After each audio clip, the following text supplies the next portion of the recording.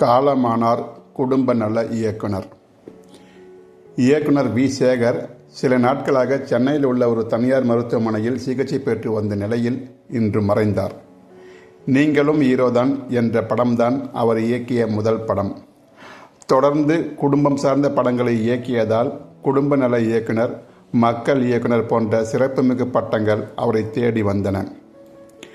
மக்கள் இயக்குனர் வி. சேகர் இயக்கிய பல படங்களில் சமூக நல்லிணக்க கருத்துக்களை, மனித சமத்துவத்தை, பெண்ணுரிமையை, சாதிய ஏற்றத்தாழ்வுகளை எடுத்து கூறினார்.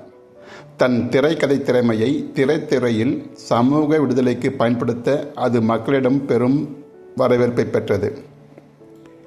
மக்கள் இயக்குனர் வி. சேகரின் இயக்கத்தில் வெளியான ஒவ்வொரு படமும் குடும்ப வாழ்வியல் பிரச்சனைகளை அழுத்தமாய் அலசும்.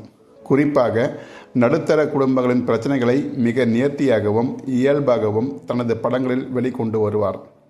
கூட்டு குடும்பங்களின் முக்கியத்துவத்தை கலையழகோடு எடுத்துரைத்தார். அதிலும் பெண்களின் உரிமையை தனது படங்களில் முதன்மையாக்குவார். அறம் சார்ந்த கருத்துக்களை கொண்ட திரைப்படங்களை உருவாக்க தனது திருவள்ளுவர் கலைக்கூடத்தை நன்றாக பயன்படுத்தி கொண்டார். அதன் வழியாக பெரிய பொருட்செலவு செய்யாமல் எளிய திரைப்படங்களை வலிமையான ஆயுதமாக உருவாக்கினார்.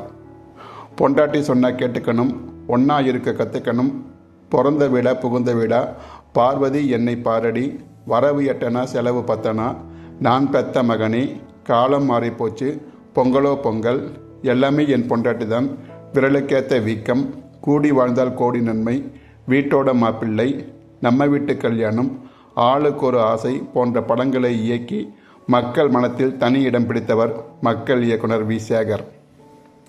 சிறு வயதிலிருந்தே புத்தகம் படிக்கும் பழக்கம் கொண்ட இயக்குனர் வி. சேகர் உலக இலக்கியம் முதல் உள்ளூர் இலக்கியம் வரை படித்து தன்னை மேம்படுத்தி கொண்டார்.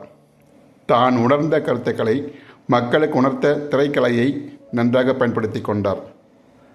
தமிழ் மொழி பற்றாளர், தமிழ் தேசிய உணர்வாளர், மக்கள் இயக்குனர் எனும் கலையாளுமை இப்போது உயிரோடு இல்லை. படைப்பாளர்கள் எப்போதும் மறைவதில்லை. தனது படைப்புகள் வழியாக என்றும் வாழ்ந்து கொண்டே இருப்பார்கள்.